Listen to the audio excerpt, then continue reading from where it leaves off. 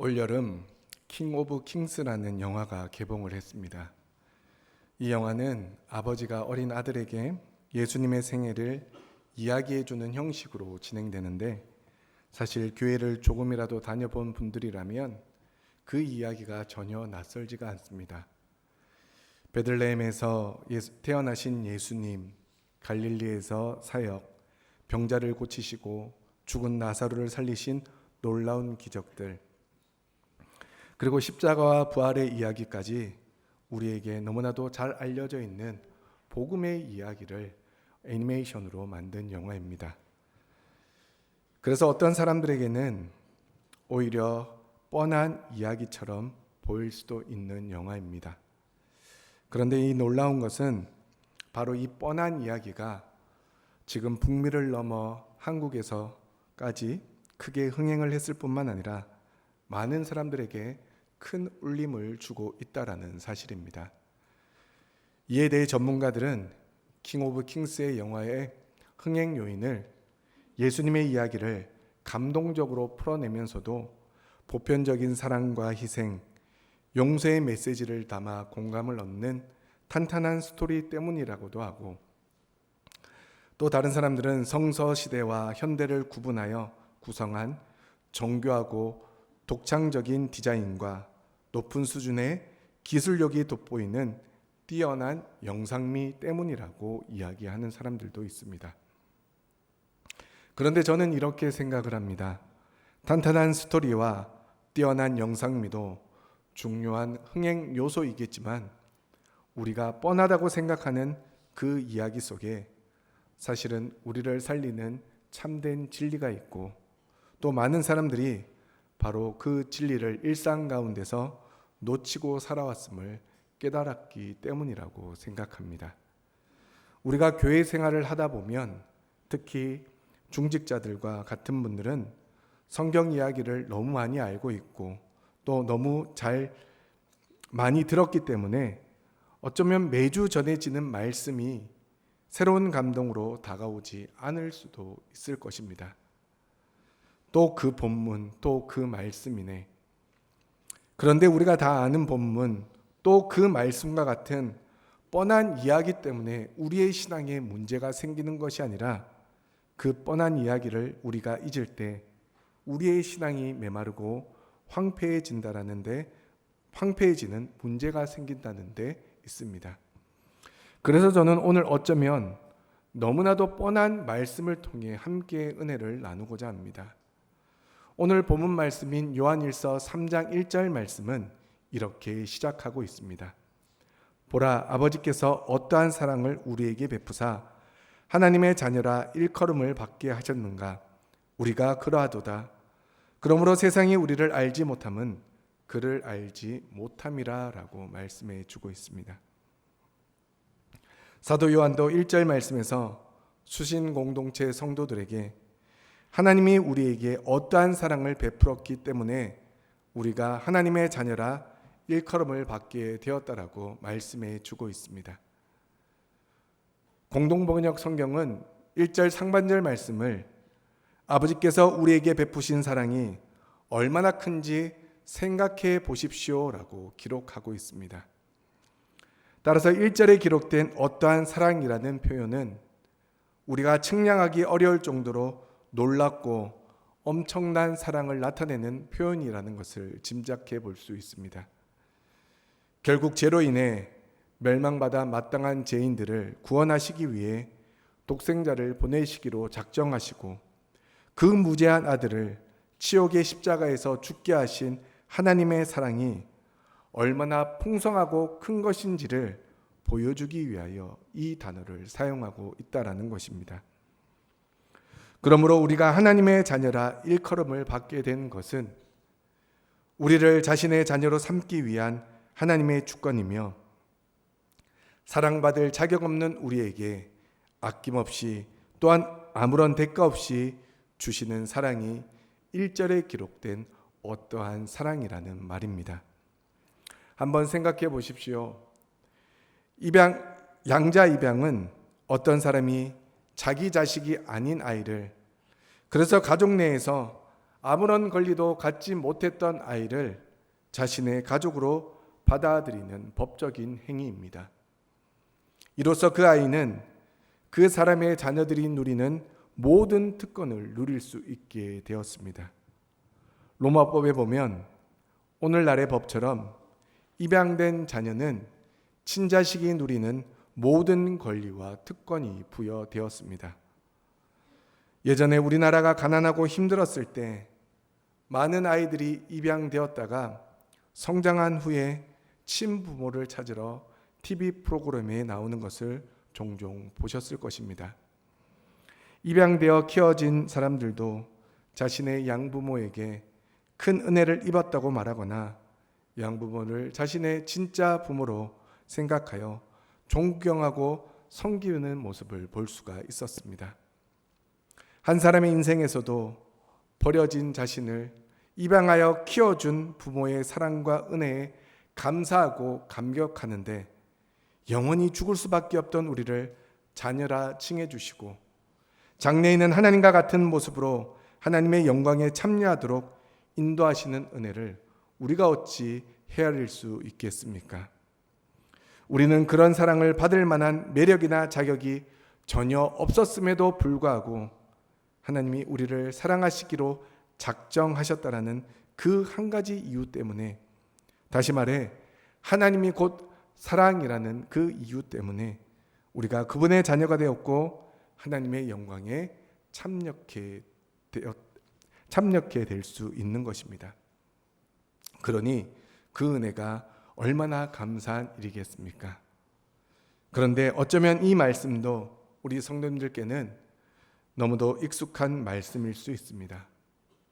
그러나 이 뻔한 말씀 속에 우리가 다시금 붙잡아야 할 가장 위대한 복음이 담겨져 있습니다.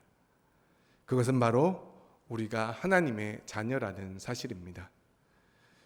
하나님의 자녀라는 말은 결코 상투적인 표현이 아닙니다. 이것이 바로 복음의 핵심이고 우리가 감격해야 할 가장 큰 선물입니다. 그래서 사도 요한은 오늘 말씀을 통해 우리가 하나님의 자녀로 살 때 누리는 세 가지의 감격에 대해서 말씀해 주고 있습니다. 첫째로 하나님의 자녀됨은 조건 없는 사랑 위에 세워져 있다라는 것입니다. 앞서 살펴보았지만 본문 1절 상반절 말씀을 보시면 보라 하나님께서 어떠한 사랑을 우리에게 베푸사라고 말씀해 주고 있습니다. 사도 요한이 여기서 보라라고 한 것은 단순히 눈으로 보는 수준이 아니라 경탄하며 주목하라는 뜻입니다. 다시 말해 깊이 바라보고 감격하라라는 외침입니다. 우리가 하나님의 자녀가 되었다라는 것은 단순히 종교적 신분의 변화가 아니라 아버지의 측량할 수 없는 사랑의 결과라고 말씀해 주고 있습니다. 그런데 이 사랑은 세상이 말하는 사랑과는 다릅니다. 세상은 언제나 조건을 이야기합니다. 외모가 어떠한지, 성취가 어떠한지, 나에게 무엇을 줄 수 있는지에 따라서 사랑을 이야기합니다.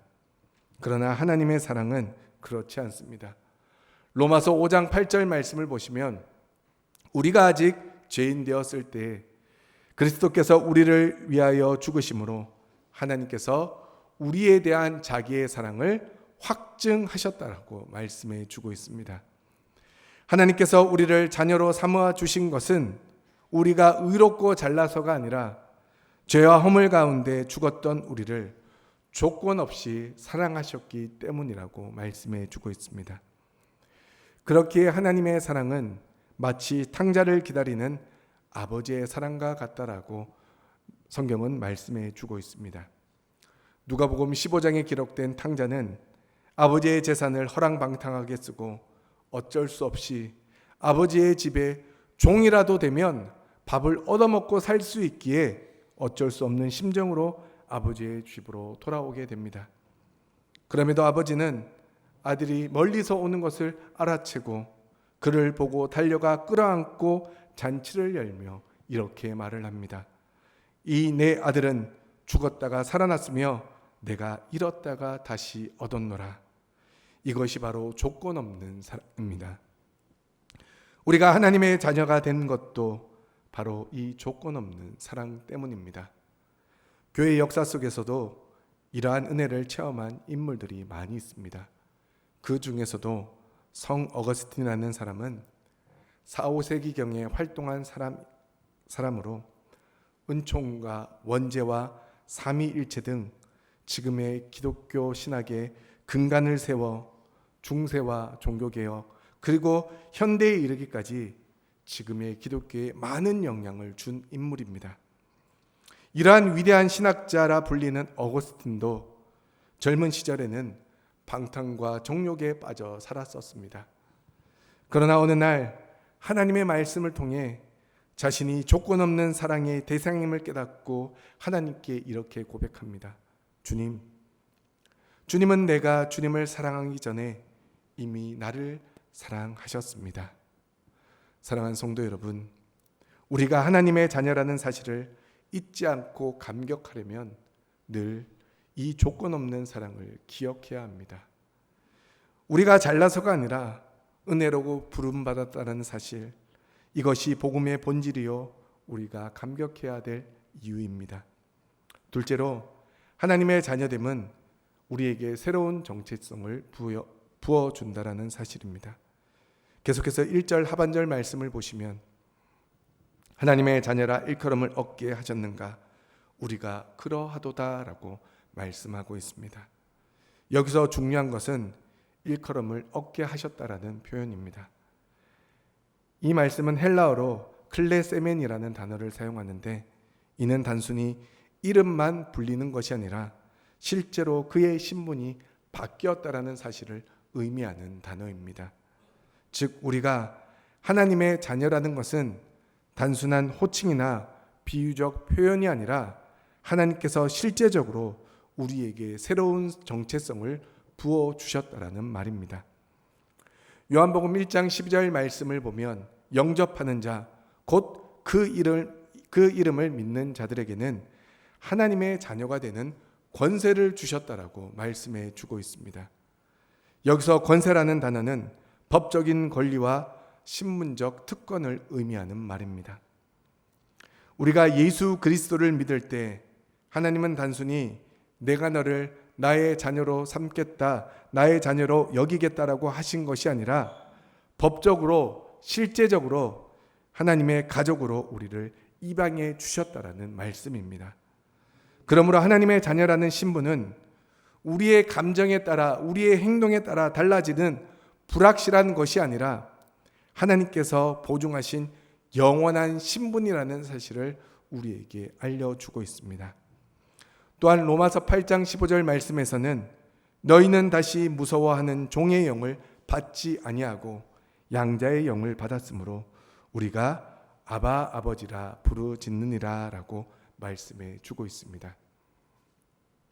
종은 언제든지 버려질 수 있지만 아들은 결코 버려지지 않습니다. 아들은 아버지와 끊을 수 없는 관계 안에 있습니다. 우리가 하나님의 자녀가 된다라는 것은 더 이상 세상의 종, 죄의 종, 두려움의 종이 아니라 하나님의 사랑 안에서 완전한 아들이요 완전한 딸이 되었다라는 사실을 알려주고 있습니다. 일본이 낳은 유명한 장로교 목사이자 기독교 사회주의자 가가와 도요히코라는 사람이 있습니다. 그는 우찌무라 간조와 더불어 근대 일본을 대표하는 기독교인으로 알려져 있습니다. 그런데 그는 고위 공직자였던 아버지와 첩이었던 기생 어머니 사이에서 태어난 인물이었습니다. 그래서 그는 아버지 집에서 유복하게 자라나는 것처럼 보였으나 첩의 아들이라고 날마다 눈칫밥을 먹어야만 했습니다. 본처의 자식들로부터 온갖 멸시와 천대를 받아왔습니다. 그러니 그의 인생이 얼마나 저주스러운 생이었겠습니까? 왜 나 같은 것을 낳았느냐라고 날마다 부모를 원망하며 하루하루를 성장했습니다. 그런데 어느 날 담 모퉁이에 우두커니 기대 서서 그날도 역시도 자기의 생을 비판하고 있을 때에 갑자기 어디선가부턴가 북을 치고 나팔을 불면서 지나가는 구세군 전도대를 만나게 되었습니다. 저들이 전도하면서 외칩니다. 하나님은 누구든지 사랑하십니다. 하나님은 모든 사람들을 사랑하십니다. 가가와 도요코는 그들 가까이로 다가서서 그들에게 기생의 아들도 사랑하시나요? 라고 물었습니다. 그리고 구세군 전도대는 그를 향하여 당연하지요. 하나님은 어떠한 죄인이라도 사랑하십니다. 라는 대답을 해 주었습니다. 이에 가가오 도요코는 그 즉시 구세군 전도대를 따라 나섰고 나중에는 예수님을 믿고 전도대원이 되었고 그리고 나중에는 장로교 목사가 되었습니다. 그리고 이후 그가 쓴 책 가운데는 나는 기생의 아들이 아니라 하나님의 아들이다 라는 이야기가 종종 기록되어져 있는 것을 볼 수가 있습니다. 하나님의 아들이라고 하는 그 확실한 의식과 그 확실한 감격이 가가와 도요이코를 그리스도의 사람이 되게 한 것입니다.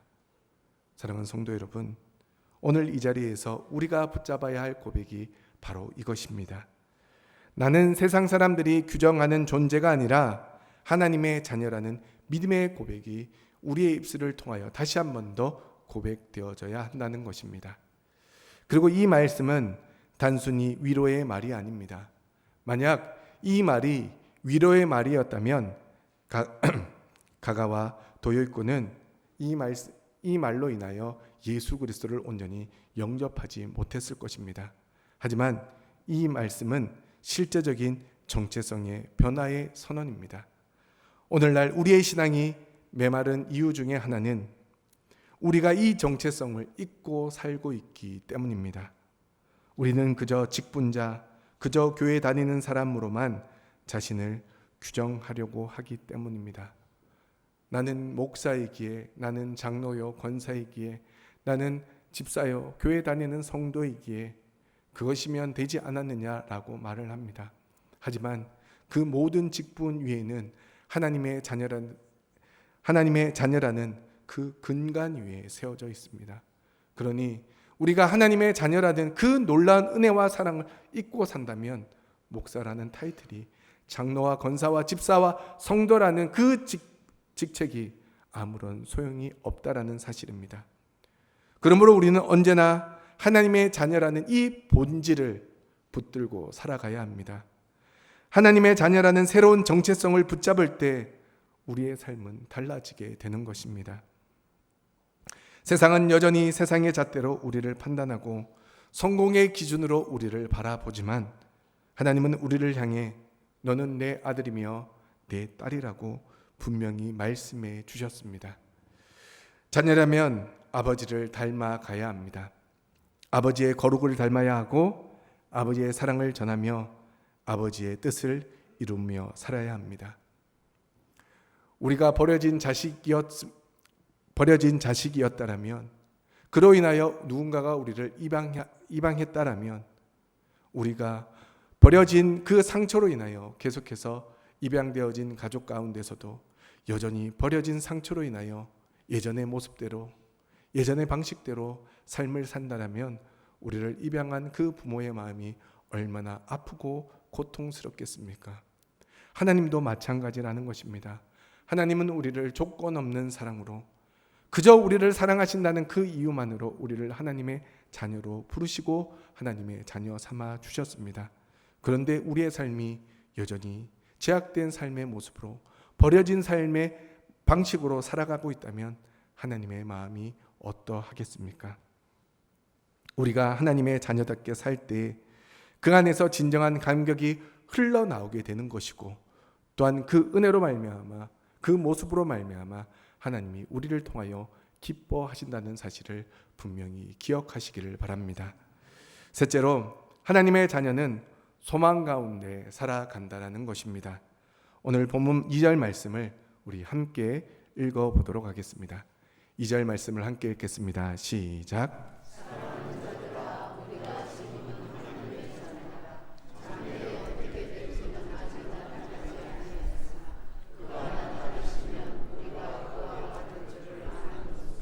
그의 참 모습 그대로 볼 것이기 때문이니. 아멘. 하나님의 자녀의 감격은 현재만이 아니라 장래에도 연결되어 있다라고 말씀합니다. 지금은 여전히 연약하고 부족합니다. 넘어지고 흔들립니다. 그러나 우리의 미래는 이미 확정되어 있습니다. 주님 다시 오실 때 우리는 그분의 영광을 보며 그분을 닮게 될 것이라고 말씀해 주고 있습니다. 이것이 하나님의 자녀들이 가진 확실한 소망입니다. 세상 사람들은 돈이 소망이 되고 성공이 소망이 됩니다. 그러나 그것은 오래가지 못합니다. 부와 명예는 죽음 앞에서 무너질 수밖에 없기 때문입니다. 그러나 하나님의 자녀는 죽음 너머의 소망을 가지고 있습니다. 고린도전서 15장 18절과 20절 말씀을 보시면 그리스도 안에서 잠자는 자들도 망하였으리라. 그러나 이제 그리스도께서 죽은 자 가운데서 다시 살아나사 잠자는 자들의 첫 열매가 되셨다라고 말씀해 주고 있습니다. 우리의 소망은 주님의 부활과 재림 안에 있습니다. 이 소망이 있었기에 성도들은 핍박 속에서도 믿음을 지켜왔습니다. 초대교회 성도들은 원형 경기장에서 맹수들에게 던져지면서도 찬양했습니다. 왜냐하면 죽음 이후에 더 영광스러운 나라가 기다리고 있음을 믿고 있었기 때문입니다. 그리고 중세 그리고 지금에 이르기까지 수많은 사람들이 이 소망을 가지고 이 믿음을 가지고 목숨을 걸고 이 믿음을 지켜왔습니다. 한국교회도 마찬가지이지 않습니까? 수많은 믿음의 선배들, 믿음의 손조들이 그리고 믿음의 목사님들이 이 나라를 지키기 위하여 이 교회를 지키기 위하여 목숨을 걸고 그들의 모든 삶을 내어 맡기며 하나님 앞에 헌신하여 지금 우리 교회가 있고 이 나라 이민족이 있습니다. 그들이 그렇게 하나님 앞에서 자신의 목숨을 걸고 이 믿음을 지켰던 이유가 무엇입니까? 바로 우리에게 이러한 소망이 있기 때문입니다. 또한 그 가운데 기독교 철학자이지며 전도자였던 프란시스 셰퍼라는 박사님이 있었습니다.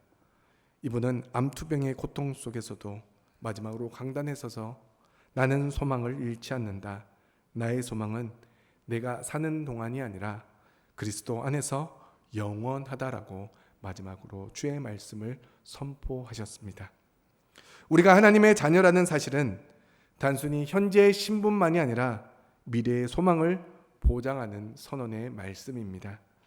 우리가 지금은 미안성 같고 부족해도 장차 우리 주님께서 우리를 영광스럽게 변화시켜 주실 것이라 약속해 주셨습니다.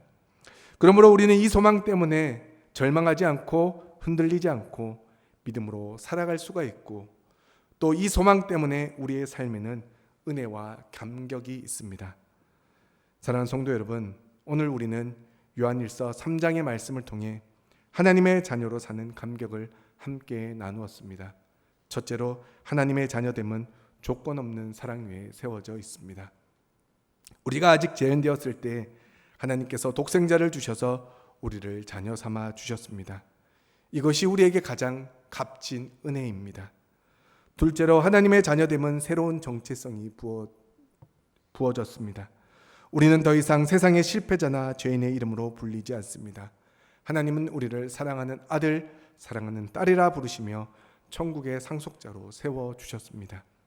그리고 셋째로 하나님의 자녀됨은 소망 가운데 살게 해준다는 것입니다. 아직 우리의 모습은 완전하지 않지만 주님 다시 오실 때 우리는 그분을 닮아 그분의 영광에 참여하게 될 것이라고 말씀해 주고 있습니다. 그리고 오늘 본문 마지막 3절은 이 소망을 가진 자의 삶이 어떠한지를 보여주고 있는데 우리 3절 말씀도 함께 읽어보겠습니다. 함께 읽겠습니다. 시작.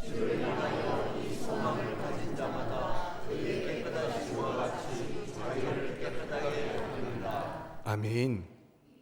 하나님의 자녀로서의 신분과 특권은 결코 값싼 은혜가 아닙니다. 소망을 가진 자는 반드시 그 소망에 걸맞는 삶을 살아야 합니다. 다시 말해 자녀답게 살아야 한다는 것입니다. 하나님의 자녀라면 아버지의 거룩을 닮아야 하고 아버지의 뜻에 순종하며 살아야 합니다. 그런데 여기서 중요한 일은 우리가 스스로를 깨끗하게 하는 힘은 우리에게서 나오지 않는다는 사실입니다. 그리스도의 보혈이 우리를 깨끗하게 하고 성령의 능력이 우리를 거룩하게 빚어 가십니다. 그러나 동시에 성도는 이 소망을 붙들고 날마다 자신을 다스리며 하나님의 뜻에 합당하게 살아가야 하는 것입니다. 그리고 오늘 우리가 하나님의 자녀로 사는 감격을 다시 회복해야 될 이유가 바로 여기에 있는 것입니다. 사랑하는 성도 여러분, 앞서 말씀드린 것처럼 우리가 교회 생활을 오래 하다 보면 매주 전해지는 말씀이 새로운 감동으로 다가오지 않을 때가 있습니다. 하지만 우리가 생각하는 그 뻔한 말씀 속에 진리가 있습니다. 그 뻔한 말씀 속에 생명이 있고 그 뻔한 말씀 속에 날마다 새로워지는 은혜가 있습니다. 앞서 말씀드린 킹 오브 킹스라는 영화를 보면서 저 역시도 다 아는 이야기로 받아들였습니다. 그리고 그 영화를 보면서 중간중간에 졸기도 했습니다. 그 영화를 청소년부 친구들이랑 보러 갔는데 저희 아내가 그런 이야기를 하더라고요. 이 영화는 목사와 전도사는 다 존다라는 이야기를 하더라고요. 그래서 저도 졸았습니다. 왜냐하면 다 아는 이야기니까 아버지가 정말 어린 아들에게 이야기를 해주는 아주 쉬운 내용으로 그려진 영화였기에 그것을 보면서 참 뻔한 이야기다라는 생각이 들었습니다. 그런데 나중에 그 영화를 계속해서 곱씹으면서 그래, 예수님이 우리를 위해서 태어나셨고 수많은 병자와 죄인들을 고치시기 위해 사역하셨고 또한 심지어는 죽은 자들까지도 살리시면서 많은 사람들에게 진정한 사랑은 하나님 안에서 이루어지며 진정한 구원은 예수 그리스도를 믿을 때 이루어진다라는 사실을 곱씹게 되었습니다. 그러므로 오늘 말씀이 뻔한 이야기 같지만 예수 그리스도의 십자가가 오늘도 우리를 살린다는 사실을 말씀해 주고 있습니다. 그리고 오늘 말씀이 뻔한 말씀 같지만 하나님의 사랑이 오늘도 우리를 붙들고 계시다라는 사실을 분명히 가르쳐 주고 있습니다. 그리고 오늘 말씀이 뻔한 이야기인 것 같지만 우리는 여전히 그 말씀 앞에 회개하고 다시금 감사하며 그 감격 속에서 눈물을 흘릴 수 있는 은혜를 누릴 수 있다라는 사실을 말씀해 주고 있습니다. 그리고 이 뻔한 이야기를 통해 우리는 다시금 하나님의 자녀라는 감격을 누릴 수 있다라는 사실을 말씀해 주고 있습니다. 그러므로 뻔하다고 생각되는 이 복음의 말씀을 다시금 붙들며 살아갈 수 있기를 소망합니다. 그리고 그 안에서 거룩해지고 회개와 감사가 회복되고 하나님의 자녀된 감격이 새롭게 살아나시기를 간절히 소망합니다. 그럴 때 이 뻔하고 뻔한 성경의 이야기가 주는 은혜가 여러분들의 삶을 채우고 여러분들의 가정을 변화시키며 교회를 새롭게 하는 능력으로 다시금 나타날 수 있기를 주님의 이름으로 축원합니다.